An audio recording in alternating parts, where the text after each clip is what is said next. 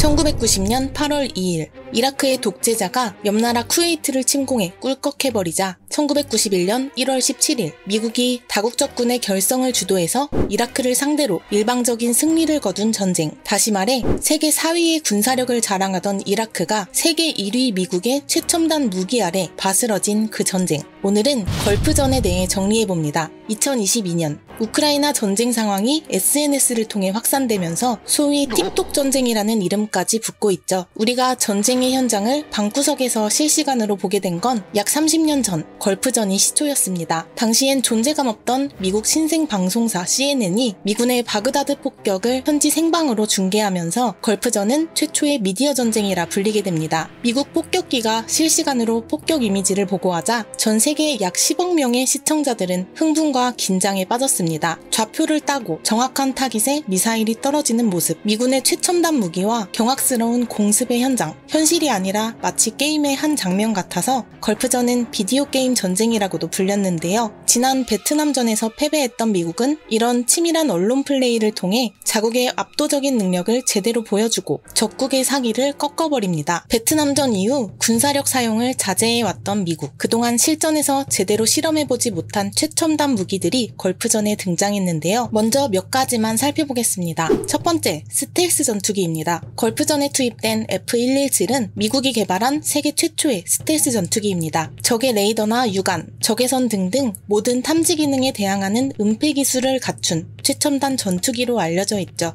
미군은 1970년대 중반부터 비밀리에 스텔스기 개발을 시작했고 1989년 파나마 침공에서 처음 실전 투입한 것을 시작으로 1991년 걸프전에서 F-117이 화려한 데뷔를 하게 됩니다. 주로 가치가 높은 표적 공격에 사용됐는데 이라크 전략 목표의 40%를 파괴할 정도로 위력이 어마어마했습니다. 게다가 각지고 기괴한 외형까지 갖추고 있어서 외계인 기술로 만들었다는 말까지 나왔었죠. 두 번째, 최강의 탱크킬러 아파치 헬기입니다. 야간에도 목표물을 탐지할 수 있어서 밤의 지배자라는 애칭을 갖고 있는데요. 헬파이어 미사일은 스스로 표적을 찾아가 공격할 수 있습니다. 걸프전에서 이라크군 탱크를 섬멸하는 성과를 거뒀습니다. 세 번째, 미사일 잡는 미사일 패트리어트입니다. 이라크 대통령이 이스라엘로 스커드 미사일을 날려서 전쟁을 아랍 전체로 확산시키겠다고 큰소리쳤지만 이라크가 날린 스커드 미사일을 공중에서 재빠르게 요격해버린 게 바로 미국의 패트리어트 미사일이었죠. 걸프전 당시엔 명중률이 20% 정도였는데 패트리어트는 군사적 효과보다도 이스라엘의 참전을 막은 중요한 역할을 했습니다. 네 번째는 전쟁의 신호탄, 토마호크 순항 미사일입니다. 토마호크는 아메리카 인디언의 전투용 도끼에서 유래한 이름인데요. 30m 저공 비행으로 레이더 탐지를 피해 날아가 목표물을 정확하게 타격합니다. 걸프전에서 이라크군의 중요한 군사시설을 정밀 타격해서 본격적인 명성을 떨치기 시작했습니다.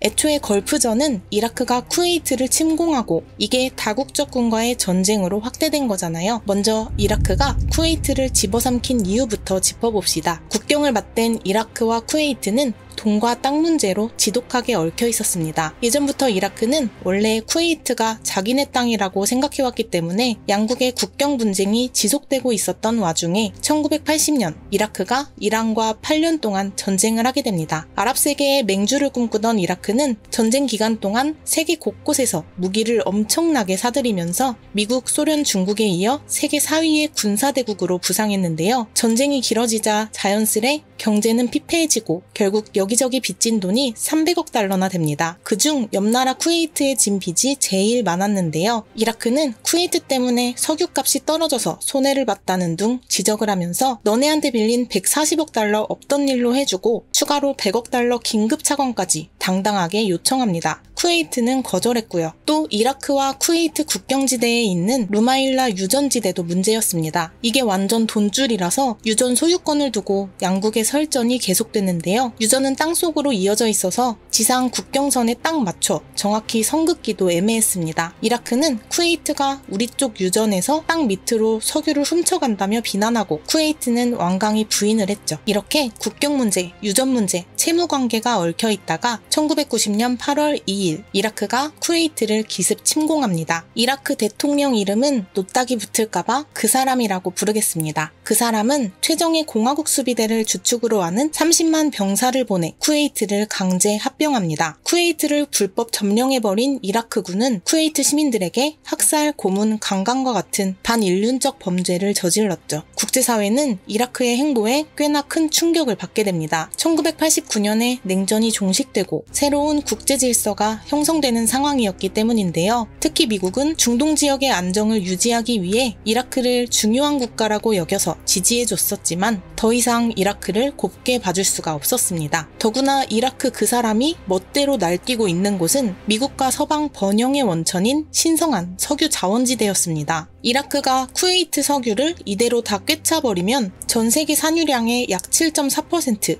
매장량 19.4%의 석유 대국이 됩니다. 이건 당시 사우디에 맞먹는 수준이었는데 이 때문에 이라크가 당장 혹은 앞으로 사우디까지 먹어버릴 가능성이 충분했습니다. 실제로 후세인의 전 측근인 사드 알바자즈 폭로에 의하면 후세인이 사우디 유전지대 침공을 명령한 사실도 밝혀졌고요. 아랍세계 패권을 향한 야망을 제지하고 석유를 보호하기 위해 부시 대통령은 후세인을 그냥 놔둘 수가 없었습니다. 그래서 미국을 비롯한 세계 각국은 이라크의 쿠웨이트 침략을 세계 평화에 대한 위협이라고 판단했습니다. 유엔 안보리는 이라크에게 쿠웨이트에서 당장 철수할 것을 요구했고 철군 시한은 1991년 1월 15일까지였습니다. 하지만 이라크는 버티는 게 당연 이득이라고 생각했죠. 모처럼 얻은 막대한 유정과 새로운 땅을 포기할 필요도 없었고 무엇보다 100만 병력을 보유한 군사강국인 우리가 베트남전에서 패배한 미국을 이기지 말란 법 있나 싶었던 겁니다. 결국 약소국 쿠웨이트 해방이라는 목적 아래 미군을 중심으로 34개국의 다국적군이 결성됩니다. 44만의 미군을 포함한 68만의 다국적군이 페르시아만 일대에 집결했습니다. 이라크 쪽은 무려 100만 병력을 동원하고 정예 공화국 수비대 15만 명을 배치했죠. 이 전쟁이 페르시아만 지역에서 발생했다 해서 걸프 전쟁이라고 불립니다.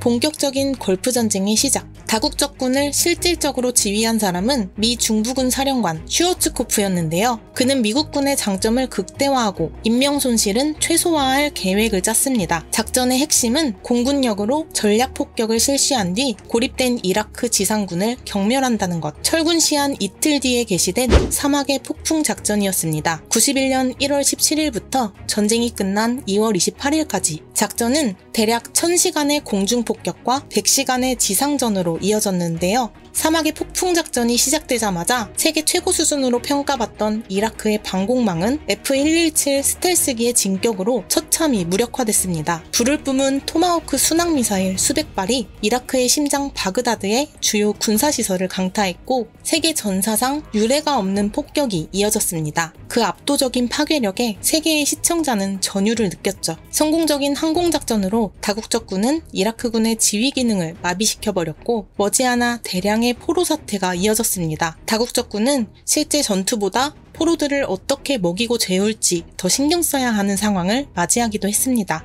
퇴각하던 이라크군은 다국적군을 방해해보겠다고 원시적인 전법을 써먹었습니다. 쿠웨이트 유전지대를 불바다로 만들어서 시커먼 연기로 공습을 방해하려 했던 거죠. 가뜩이나 중동의 사막은 갑작스러운 돌풍처럼 비행에 방해되는 예측 불허의 변수가 많았습니다. 그러나 미국은 슈퍼컴퓨터로 중동의 기상 데이터를 분석해 작전 수행을 이어가며 고도 정보기술의 위력을 과시했습니다. 공중폭격 단계가 끝난 1991년 2월 24일 다국적군은 대규모 지상전에 돌입합니다. 다국적군의 목표는 쿠웨이트에서 이라크군을 몰아내고 주력 부대인 공화국 수비대를 제거하는 것이었습니다. 이를 위해 슈워츠코프는 헤일메리 기동작전을 개시합니다. 사우디에서 대기하고 있던 다국적군이 서쪽 사막으로 크게 우회해서 이라크 공화국 수비대를 포위 섬멸한다는 것인데요. 20만 넘는 병력과 대규모 물자를 사막을 통해 약 400km 이동시키는 어려운 일이었습니다. 하지만 다국적군은 철저한 보안과 위성 항법 시스템 GPS를 통해 은밀히 서쪽으로 이동하고 물자 수송까지 완료합니다. 미국은 걸프전에서 GPS 인공위성 10개를 동원했는데 이 때문에 걸프전은 최초의 스타워즈라고도 불립니다. 하늘로 쏘아올린 나침판이라는 GPS는 적군을 손바닥 보듯 내려다봤습니다. 한편으로 해병부대는 해상에서 기만 작전을 펼칩니다. 그러자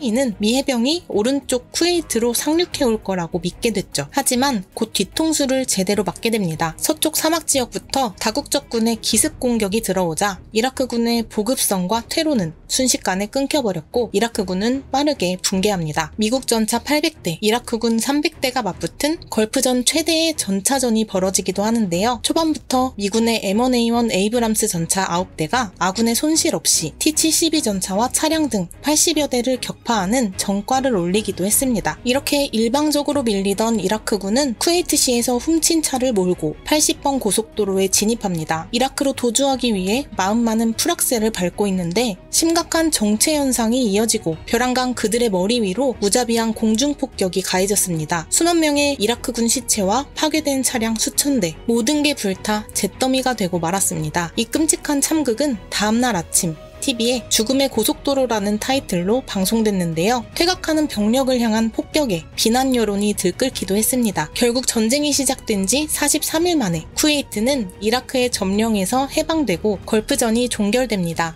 걸프전은 2차 세계대전 이후 국제사회가 처음 단결한 사건이었는데요. 약소국을 멋대로 침략한 이라크에 대해 유엔이 국제공권력을 사용하고 전쟁에 깊숙이 관여했다는 점과 냉전체제 이후 미국과 소련이 명확한 협조 자세를 취한 최초 사례라는 점에서 현대 국제정치에 한 획을 그은 사건이었습니다. 무엇보다 미국은 걸프전을 통해 스스로를 세계 유일의 초강대국으로 부상시켰습니다. 오늘의 이야기는 여기까지입니다. 원하시는 주제는 언제든 댓글로 신청해주세요. 구독과 댓글은 언제나 큰 힘이 됩니다. 시청해주셔서 감사합니다.